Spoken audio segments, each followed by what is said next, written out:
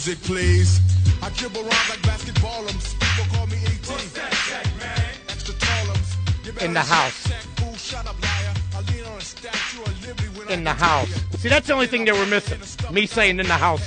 Otherwise, it probably sold millions anyway. We are pleased. He should have called you, I guess. Well, we have today the question of the day here on the score poll is who is the greatest center of all time?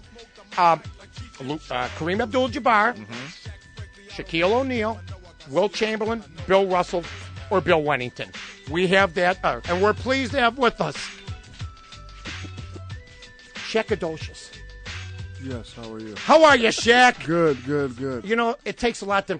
I've interviewed everybody from MJ to Bill Wennington, okay? and you know what? It is a pleasure to have you here. You're in a chair that is for an 8-year-old right now, and your knees are going... I mean, I don't know. Jen put you in that chair. You can't be happy about it, but Thanks, you're used Jen. to it.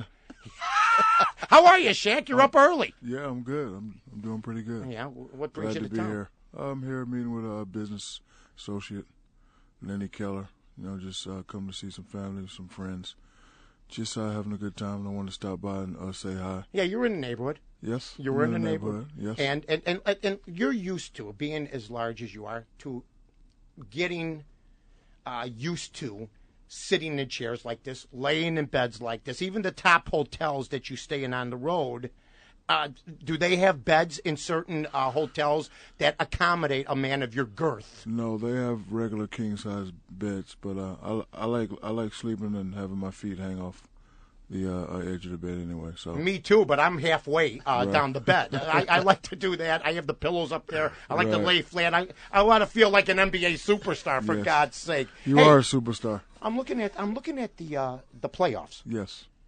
And it's no fun without you being in there.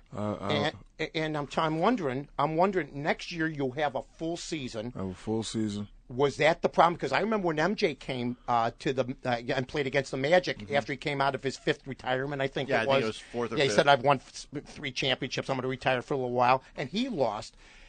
There's a growing period to every sport. Do you think that was the situation with the Phoenix Suns? I think it was, but, you know, I'm a type of athlete that, you know, if you have the opportunity and the ability to get it done, you should always get it done. So I don't really make excuses.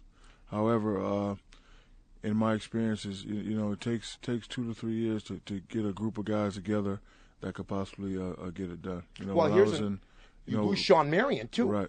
You know, when I was in Orlando, you know, we had a group of guys, and we'd always get there. We couldn't get there. Then we added the one piece in Horace Grant, and it took us over the top. So, you know, I think I was the piece that, you know, they were missing. But like you said, next year we're going to have a full season, and you know, things look pretty good.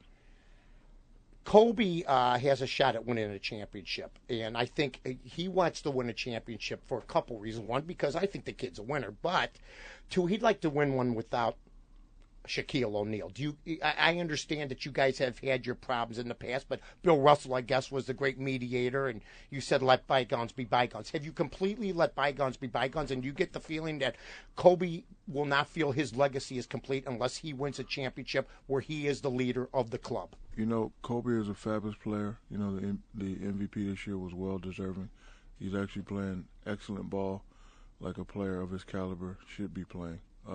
However, if you look at all the situations that me and him went through, if you look at the big picture was all about winning, and we won 3 out of 4. So it doesn't matter what you know. I rather have it go down just like that and win 3 out of 4 than us be best friends and us not win any. So maybe it was all done by design. Because you know, if you go back and look at the situation, Phil Jackson never stepped in. He never said anything. You know, we would have our little spats in the paper. We'd have great practices. We had great team chemistry, but Phil Jackson never said anything to either of us. So I think it was all done by design. Because here you got a guy like me that has a lot of fire, and then you had a young guy like Kobe that has a lot of fire. But if you look at the outcome of what happened when we was there, We won 3 out of 4 times. So you think it was like an Oakland A, New York Yankee, Bronx Zoo type of situation where, hey, listen, you don't have to get along as long as you guys have one thing in mind to win a championship. And that's what it's all about. It's all about winning a championship. You know, when I first got drafted, and I'm looking at the greats, the Bill Russells and all that, I wanted to win championships. So, you know, it's all about winning. So, like I said, I'd rather have it go down like that where we have our little minor spats and win rather than be best friends and not win any. So I had a great time there. It was a time I'll never remember. And I talked to Kobe a few weeks ago, and I congratulated him on his MVP. He's actually playing excellent ball. You know, I have nothing negative to say about him. He's playing great ball.